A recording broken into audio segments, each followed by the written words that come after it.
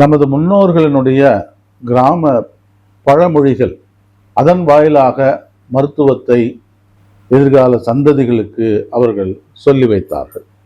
இப்போ பார்த்தீங்கன்னா, என்னங்க அத்தி பூத்தது மாதிரி இருக்குது உங்களை பார்க்கறது, என்னைக்கோ நாளைக்கு தான் வரீங்க. அப்போ அத்தி பூத்து பார்ப்பது அரிது.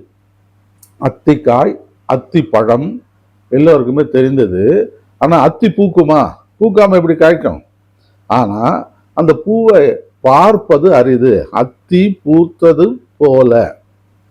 இந்த பழமொழியிலிருந்து நமக்கு அத்தி மரத்தினுடைய முக்கியத்துவம் உணர்த்தப்படுகிறது. இப்ப பாத்தீங்கன்னா, அழிந்து வரக்கூடிய மர வகைகளிலே அத்தி மரமும் ஒண்ணு. ஆலமரமும் அந்த அடிப்படையில் தான் குறைந்து கொண்டே வருகிறது. இவைகளெல்லாம் பெரிய பெரிய மரங்கள்.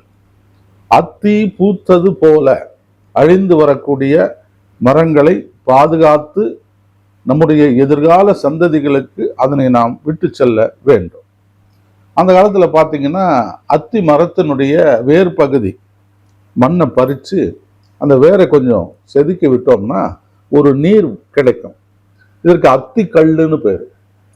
இந்த அத்திக்கல்லை எடுத்து எப்படி தெருக்களிலே பல பொருள்கள் விற்பனைக்கு வருகிறதோ அந்த மாதிரி அந்த நாட்களிலே அத்திக்கல்லுன்னு விற்பனைக்கு வந்தது.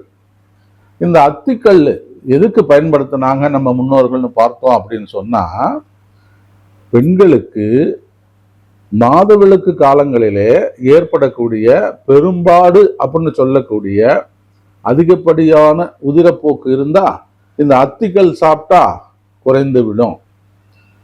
இப்போ கருப்பை பலவீனமா இருக்கு, அதை நம்ம பலப்படுத்தணும் அப்படின்னு சொன்னாலும் இப்போ இந்த அத்திக்கல்லானது அந்த கருப்பை பலத்தை கொடுக்கும். இந்த காலத்துல நமக்கு அதெல்லாம் எங்கெங்க கிடைக்குது, நாமளும் செய்ய முடியாது.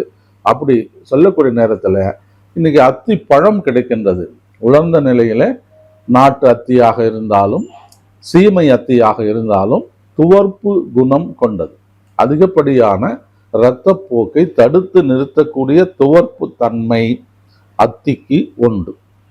அதே போல அத்தி பழத்தை தேனிலே ஊற வைத்து சாப்பிட சாப்பிட இதயம் பலமாகும், இதயத்தினுடைய தசைகள் வலுவாகும். இப்போ ரத்த சோகை இருக்குதுன்னு வச்சுக்கோங்களேன், அந்த நாட்கள்ல பல மருந்துகள் கொடுத்தாலும் இந்த அத்தி பழத்தை சாப்பிட்டால் ரத்தம் பெருகும் என்கின்ற அறிவையும் நமது முன்னோர்கள் விட்டு சென்றிருக்கிறார்கள். இப்போ மூட்டு வலி, அத்தி மரத்தை பட்டை நீங்க செதுக்குனீங்கன்னா ஒரு பால் வடியும்.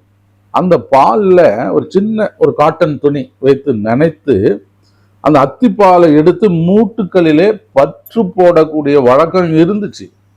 இப்போ ஒரு மரம் நமக்கு எத்தனை வகையில நமக்கு உதவுது பார்த்தீங்களா? அப்படி இருக்கக்கூடிய இயற்கை வளங்களை நாம் பாதுகாத்து எதிர்கால நம்முடைய சந்ததிகளுக்கு வளம் குன்றாத இயற்கை வளத்தை நாம் பெருகச் செய்து கொடுக்க வேண்டும். அத்தி பூத்தது போல என்கின்ற பழமொழியிலிருந்து அத்தி மரத்தினுடைய மருத்துவ குணங்களை பற்றி ஒரு சிறிய அளவில் இந்த நிகழ்ச்சியில நாம் தெரிஞ்சுக்கிட்டோம். மேலும் இது போன்ற பழமொழிகளில் நமது முன்னோர்கள் விட்டு சென்ற மருத்துவ அறிவியலை பற்றி ஒவ்வொரு நாளும் தெரிந்து கொள்வோம்.